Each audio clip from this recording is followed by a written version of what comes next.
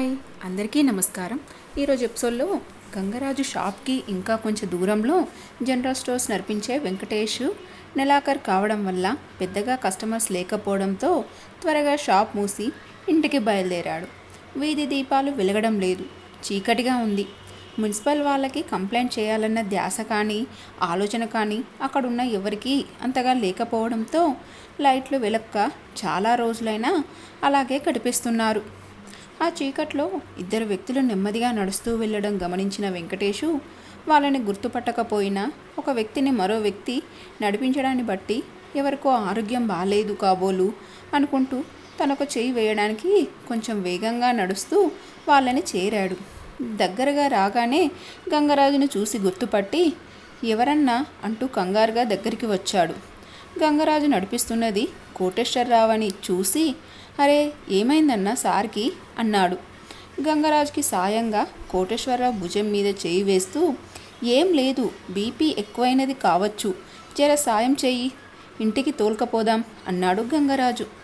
ఇద్దరు కలిసి కోటేశ్వరరావుని అతని ఇంటి దగ్గరికి తీసుకొని వచ్చేసరికి అప్పటికే రకరకాల ఆందోళనల్లో విలవిలలాడుతున్న అన్నపూర్ణ వాళ్ళ వైపు అయోమయంగా చూసింది. ఆవిడ చూపుల్లో కనిపిస్తున్న ప్రశ్నలు గమనించి సానుభూతితో అన్నాడు గంగరాజు.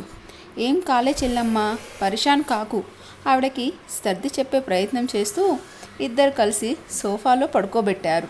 కార్తికేయ త్వరగా వెళ్ళి గ్లాసులో నీళ్లు తెచ్చి, ఏమైంది నాన్నగారికి అన్నాడు. జరా బీపీ ఎక్కువ కావచ్చు అని అతని చేతిలో నీళ్ళ గ్లాస్ తీసుకొని వేళ్లతో నీళ్లు కోటేశ్వరరావు మొహం మీద చిలకరించాడు. అయితే స్పృహలో ఉన్న ఏం జరుగుతుందో తెలియని అయోమయ స్థితిలో ఉన్న కోటేశ్వరరావు నీళ్లు మొహం మీద పడడంతో కదిలాడు. గంగరాజు వెంకటేష్ను చూసి అతి కష్టం మీద లేచి కూర్చొని, మీ ఇద్దరు వెళ్ళండి అన్నట్టు సైగ చేశాడు.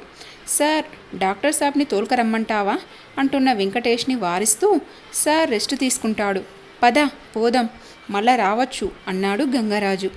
ఇద్దరు వెళ్ళిపోగానే అన్నపూర్ణ వచ్చి ఆయన పక్కన కూర్చొని ఏడుపు గొంతుతో అడిగింది, ఏమైందండి అని.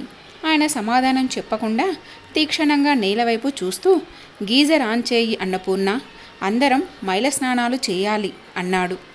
ఏవండి అన్నపూర్ణ మాట పైకి రాకుండా అడ్డుపడుతూ, చేత్తో మాట్లాడొద్దు అన్నట్టు సైగ చేసి, నీ కూతురు లేదింకా అన్నాడు కోటేశ్వరరావు. ఏమండి అంటూ ఆవిడ ఏడ్చుకుపడి పోయింది. కార్తికేయ అమ్మా అంటూ ఆతృతగా ఆవిడ దగ్గరికి వచ్చాడు. కోటేశ్వరరావు నిర్లిప్తంగా పడిపోయిన భార్య వైపు చూశాడు. గంగరాజు ఇల్లు చేరేసరికి ఆఫీస్ నుంచి వచ్చిన సురేష్ అన్నం తింటున్నాడు. దుర్గమ్మ పక్కనే కూర్చొని వడ్డిస్తుంది. గంగరాజు చెప్పులు వదిలి లోపలికి అడుగు పెడుతుండగా ఆమె స్వరం వినిపించింది.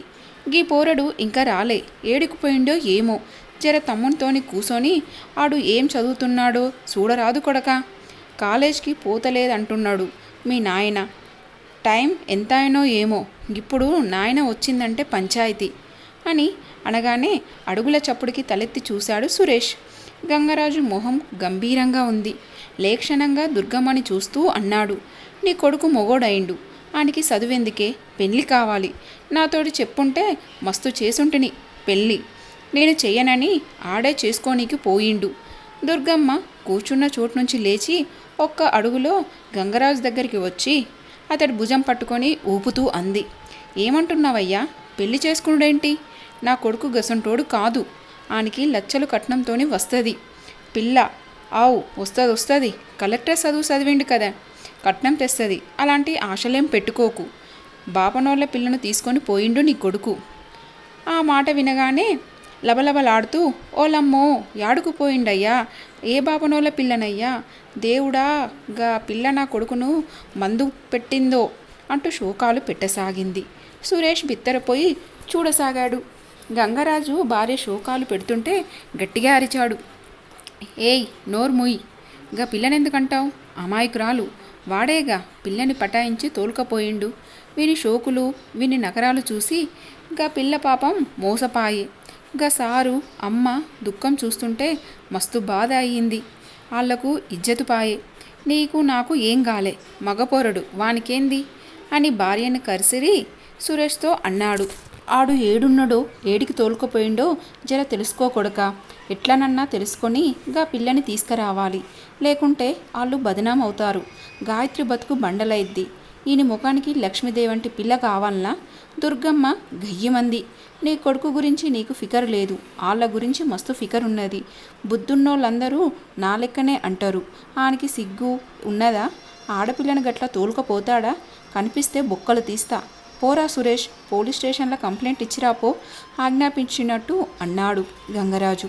సురేష్ బెదురుగా అన్నాడు, సారోళ్ళేమంటారో నాయన, పోలీసులకు చెప్తే వాళ్ళ ఇజ్జతు పోతుంది, అడిగి చెప్పుదాం. గంగరాజు ఆలోచించాడు. నిజమే, ఈ విషయం బయటికి వస్తే నష్టం కోటేశ్వరరావు సారి వాళ్ళకే. తెల్లవారాక వాళ్ళనే అడిగి ఏం చేయాలో నిర్ణయించవచ్చు. ఇప్పుడు ఎక్కడికని వెతుకుతాడు. ఇప్పటికీ ఈ పంచాయతీ మొదలై చాలాసేపు అయింది. 10:30. వాళ్ళు ఎక్కడికని వెళ్ళరని ఎతకడం. గంగరాజ్కి తన కొడుకు మీద కోపం, గాయత్రి మీద సానుభూతి, ఆ కుటుంబం పట్ల ఆవేదన కలిగి మనసంతా కకావికలం అయ్యింది. నిస్సత్తువగా కింద కూలబడ్డాడు. దుర్గమ్మ శోకాలు పెడుతూనే ఉంది. బోలెడు కట్నంతో పిల్ల వస్తుందన్న ఆశ.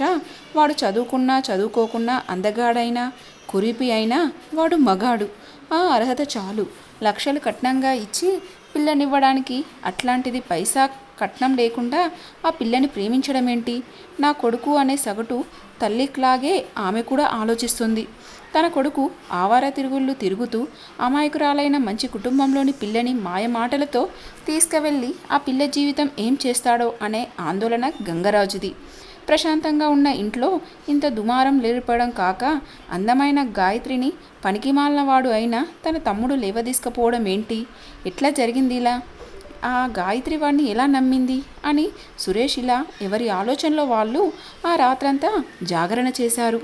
ఒక గది, దానిని ఆనుకొని చిన్న వాసర, అవతలి వైపు సన్నటి సందు, అందులో బాత్రూము, లావెట్రీ. ఆ ఒక్క గదిలో ఒక నవారు మంచము, చిన్న స్టూలు, గోడికి హ్యాంగర్లు, తగిలించుకునే స్టాండు, దాని నిండా ప్యాంట్లు, షర్ట్లు. చిన్న వాసరాల్లో ఒక గట్టు, దాని మీద కిరోసిన్ స్టవ్, కొన్ని స్టీల్ గిన్నెలు, గరిటెలు, 2 కంచాలు. తన ఇల్లుగా చెప్పి ఆటో అతను నర్సమ్మ తీసుకొచ్చిన ఆ ప్రదేశం చూస్తుంటే గాయత్రికి కడుపులో తిప్పేసింది. అడుగు పెట్టగానే నీచు వాసనతో కూడిన మందు వాసన. గుమ్మం బయట నిలబడిన గాయత్రి వైపు చూసి దా లోపలికి అన్నాడు రమేష్ ఆమె చెయ్యి పట్టుకొని లాగుతూ. విసురుగా ఆ చెయ్యి విడిపించుకొని నా వల్ల కాదు, నేను రాను, కంపు కొడుతుంది, వాంతయ్యేలా ఉంది అంది గట్టిగా. ఏం కంపు? నాకు లేదు, నీకెట్లా వస్తుంది? నకరాలు చెయ్యకు, సప్పుడు చేయకుండా రా అన్నాడు కసురుతూ. రాను, నేను వెళ్ళిపోతా, మా ఇంటికి వెళ్ళిపోతా. నేను తప్పు చేశా అంటూ 2 చేతులతో మొహం దాచిన ఏడవసాగింది గాయత్రి. నర్సమ్మ రమేష్ని మందలిస్తూ అన్నాడు, నువ్వూకో, నేను మాట్లాడతా అని గాయత్రి దగ్గరికి వచ్చి నెమ్మదిగా నచ్చ చెప్తున్న స్వరంతో అన్నాడు. వచ్చినవు బిడ్డ, జర సోచాయించి ఏం చేయాలో చేద్దాం. నీకు ఈడుండు ఇష్టం లేకుంటే నాతోని రా, పక్కన మా సుట్టపోళ్ళున్నారు, వాళ్ళ ఇల్లు మంచిగుంటుంది, ఆడ ఉండు. ఏడవకు, నీకు రమేష్ అంటే ఇష్టమై వచ్చినావు కదా, నాకెరికే, కొత్త సోటు, జర భయమవుతుంది, పర్వాలేదు, దా పోదాం, నేను మా ఊరు వెళ్ళిపోతా ఎక్కుతూ అంది గాయత్రి. ఏడికి పోతావు? నేను పోనయ్యా విసురుగా ఆమె దగ్గరికి వచ్చి అన్నాడు రమేష్. ఏయ్, నువ్వు గమ్మునుండు. రమేష్ని దూరంగా తోశాడు నర్సమ్మ. నువ్వు రా బిడ్డా అంటూ గాయత్రి చేతిలో నుంచి ఆమె బ్యాగు అందుకున్నాడు. నేను మా ఇంటికి వెళ్ళాలి మళ్ళీ అంది గాయత్రి. నేను పంపిస్తా, ఫికర్ చేయకు, ముందు జర ముఖం కడుక్కొని ప్రశాంతంగా కూసో, మళ్ళా ఆలోచన చేద్దాం ఎట్లా పోవుడు ఏంది అనేది. నేనున్నా కదా, నా మీద నమ్మకం పెట్టు అని గాయత్రికి ఆ క్షణంలో నర్సమ్మ మాట వినడం కన్నా గత్యంతరం కనిపించలేదు. కళ్ళు తుడుచుకొని అతనిని అనుసరించింది. ఇదండి ఈరోజు ఎపిసోడ్. ఈ ఎపిసోడ్ మీకు నచ్చిందని ఆశిస్తున్నాను. మీకు నచ్చినట్లయితే లైక్ చేయండి అండ్ సబ్స్క్రైబ్ చేసుకోండి. మరొక ఎపిసోడ్తో మళ్ళీ కలుసుకుందాం. అంతవరకు బాయ్.